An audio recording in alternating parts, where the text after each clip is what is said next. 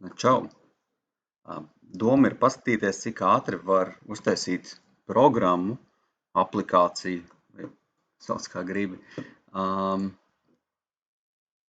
Es iedomājos, ka mums ir telefons. Mēs ar telefonu nofočējam leduskapja saturu, un telefons izstāsta latviešu valodā, ko no tā var pagatavot. Nu ko, mēģinam? Tā, vispirms mums vajadzētu izlemt taisīt mājaslapu, aplikāciju. Šķiet, ka ātrākais veids būtu uztaisīt mājaslapu vai PHP skriptu, kas būtu sasniedzams caur internetu. Mums vajadzīgs hostings. Ja jums tāda nav, var sagūglēt bezmaksas hostingu, vai es pats lietoju tādu Area LV, salīdzinoši lēts un darbojas. Tātad hostings ir serveris, kas vienmēr ir ieslēgts, un uz tā jūs varat likt savus failus, un jūsu lapa būs vienmēr pieejama. Nu, lūk, hostings mūsu gadījumā jau ir, tāpēc ir vairāk veidi, kā tam var pieslēgties, vai nu caur FTP protokolu, vai web disku, vai arī caur browseri, ja nekā cita nav.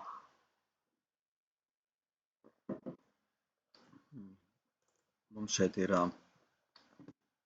web disks, manuprāt, diezgan ērts risinājums. Un šis ir hostings, šis ir mūsu serveris, tā servera daļa. Šeit izveidojam kādu failu, tad tas ir pieejams visiem pārējiem.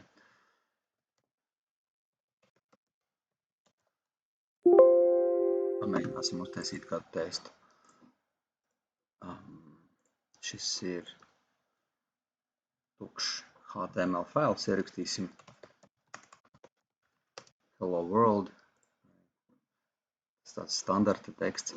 Un paskatāmies, ko mēs tagad varam redzēt. Tātad šis ir mūsu subdomēns, un tas ir hostings. Šādu subdomēnu parasti hostings piešķir bez maksas. Mēs varam redzēt hello world. Tā, nu ko, ejam tagad pie ChatGPT un rakstam. Please write.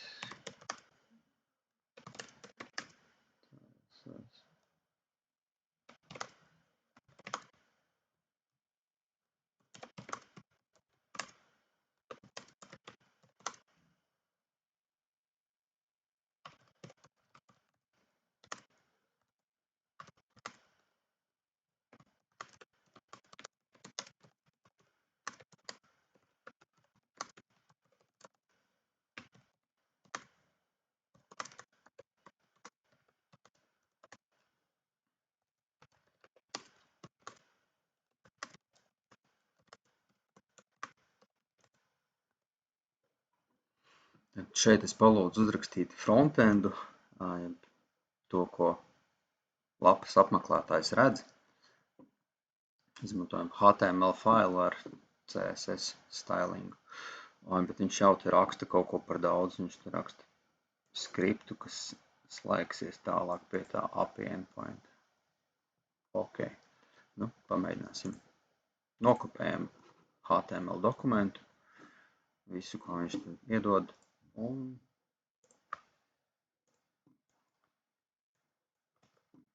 var izmantot kādu gudrāku toolu par Notepad++, bet man tas ļoti patīk.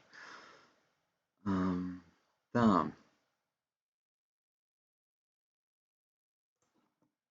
Okay. Un otrs CSS fails ir, tas palīdz noformēt HTML, lai tas izskatītos smuks.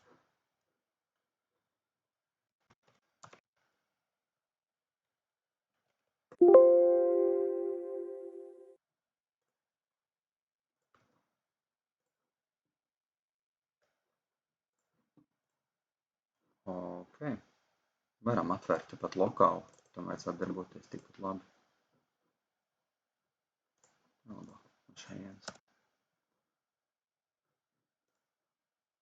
Ok.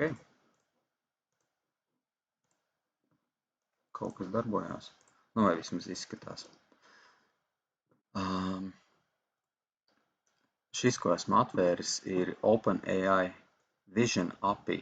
Viņš piedāvā dažādus modeļus, un šis konkrētais modelis spēj tam var padot attēlu, un tas spēj izstāstīt, kas šajā attēlā ir redzams. Izmantosim šo API, lai saprastu, kas ir redzams tajā fotogrāfijā. Okay. Varam iezīmēt visu lapu un padosim tālāk uz ChatGPT.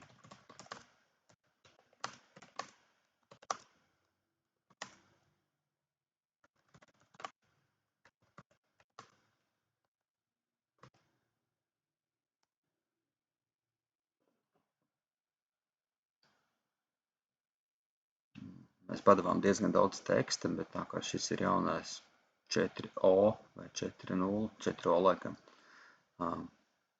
modelis, tad atbildi nāk ļoti ātri.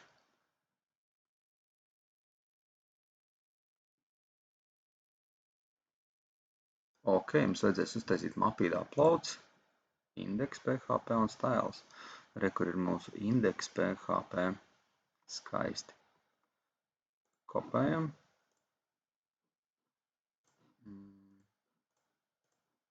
Šo izcēst ārā. Uztaisim jaunas. Ups. Rakstam uploads. Šādu mapu mums arī vajadzēs. Un tā.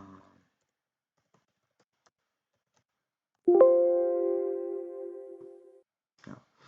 Atšķirībā no HTML, PHP spēj darbināt skriptus servera pusē, ieslēgties datubāzēm, citiem serveriem, izdomāt visādi svarīgu informāciju un tikai tad parādīt šo lapu atpakaļ lietotājiem.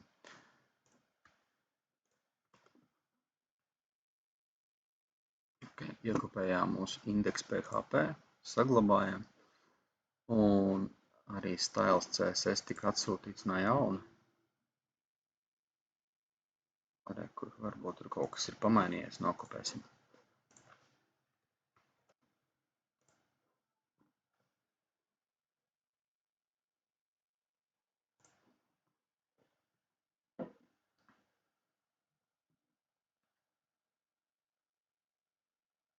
Ok, mums ir your OpenAI API key.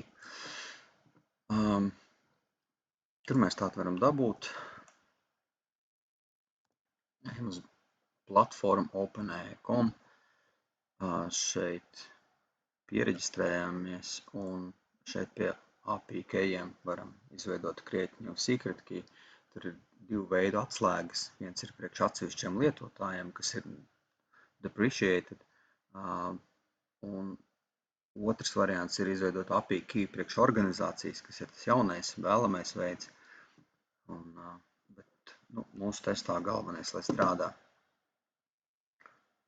Tā, tad, kad šeit esam izveidojuši jaunu API keju, tad tā, šeit viņu nokopēšu un iekopēsim mūsu skriptā. Tā ir parole, lai mēs varam pieslēgties pie OpenAI.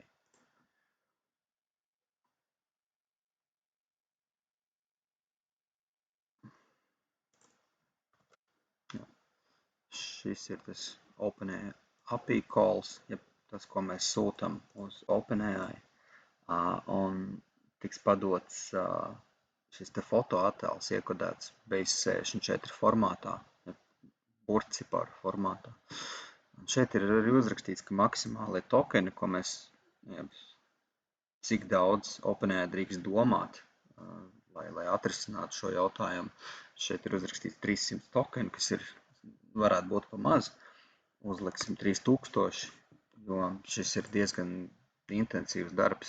Vispirms no attēla saprast, kas tajā attēlā ir uzzīmēts, vai kas tur ir nofotografēts, un ko no tā tad var pagatavot. Kā arī mēs vēl domājam, lai GPT atbild latviski, tas būtu kā vēl papildus darbs.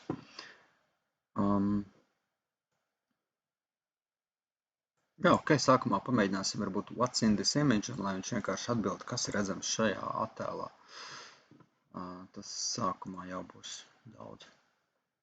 Ok, saglabājam failu, mūsu index.php failu, un skatīties, kas notiekās.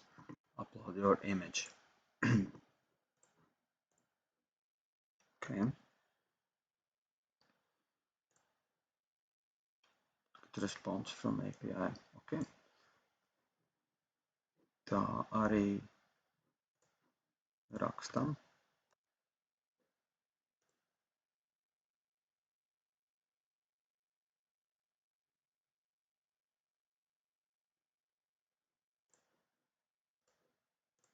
Tas nav vēlams, bet mēs vērtības labāk varam pateikt, ka mūsu this is API key.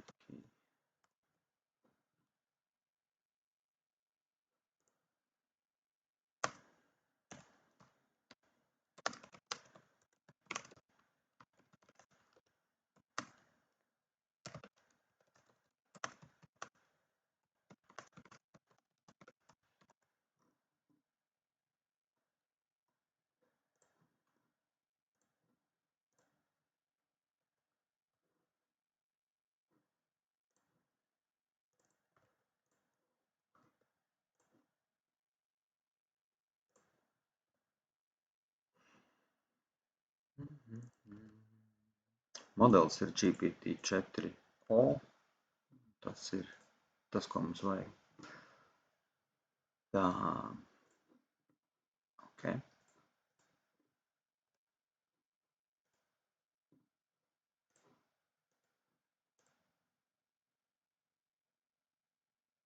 O. Mēs šādi izskatās JSON formātā atsūtīt atbildi no GPT, kurš ir arī forši izstāstījis, ko viņš tur redz. Ok. Tas ir forši.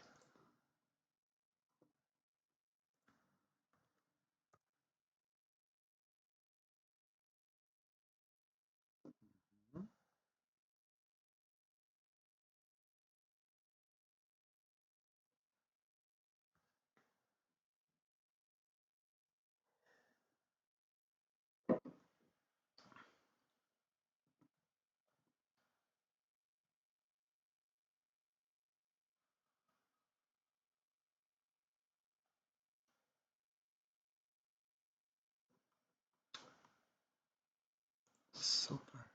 Tā es skatos, API case tomēr nav ielikts, bet nu tas nekas. Kontrolē.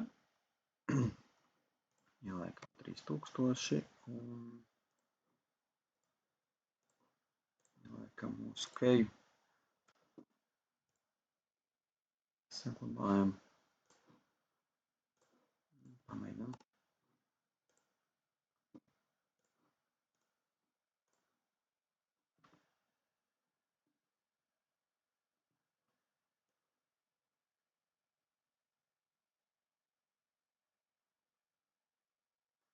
Ok, forši. Tā, tagad mums nedaudz jāpamaina tas uzdevums, ko mēs viņam prasam.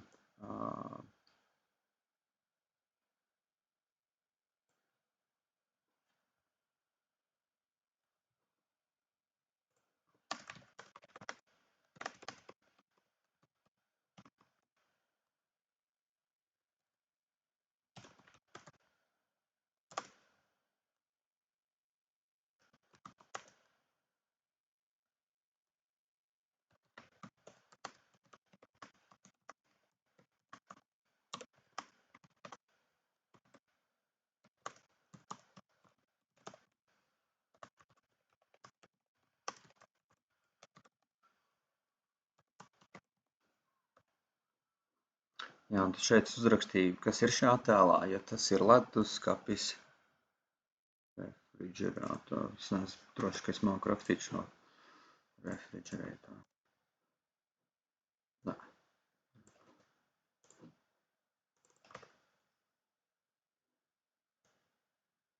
tad lūdzu uzrakstīt visus iespējamos ēdienus, ko var pagatavot. Vai ne visus iespējamos, bet vienkārši iespējamos. Un lūdzu atbildi latviešu valodā. Saglabājam.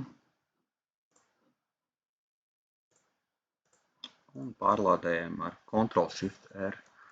Tas pārlādē bez cache. Reizēm šeit no jauna. Choose file. Šis neparāda to failu, ko mēs esam izvēlējušies. To varētu palūgt, lai tā kā vairāk iezīmē, bet nu nekas. Spiežam upload. Gaidam, kamēr bilde tiek nosūtīta uz OpenAI un atpakaļ saņemam šeit atbildi. Forši, tikai nevar īsti visu redzēt. Attēlā redzam sekojuši produkti leduskapī. Tomātu mērce, olu paka, piens, sula, eļļa, iespējami ēdieni, kurus var pagatavot no produktiem. Kultens ar papriku, olas paprika, eļļa vai sviests cepšanai, salāti ar papriku. Šie ir tikai daži piemēri, kurus iespējas pagatavot ar attēlā redzamiem produktiem. Ok. Ko mēs tagad varētu pamēģināt uz īstu leduskapu?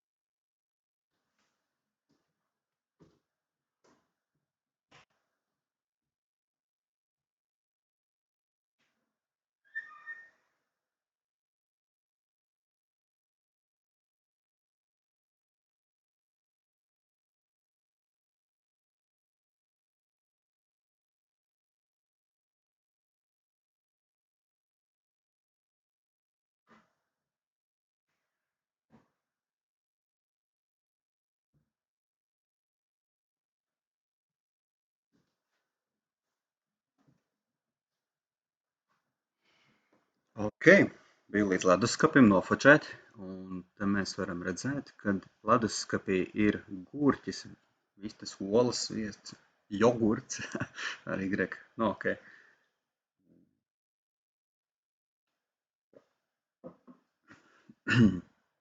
Grieķu salāti,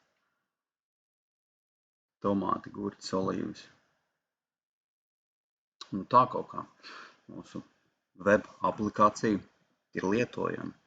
Ir vēl lietas, ko uzlabot, protams, lai var ielogoties un vēl visāds features, bet skatos, ka mums ir pagājušas 20 minūtes un mēs uztaisījām web aplikāciju.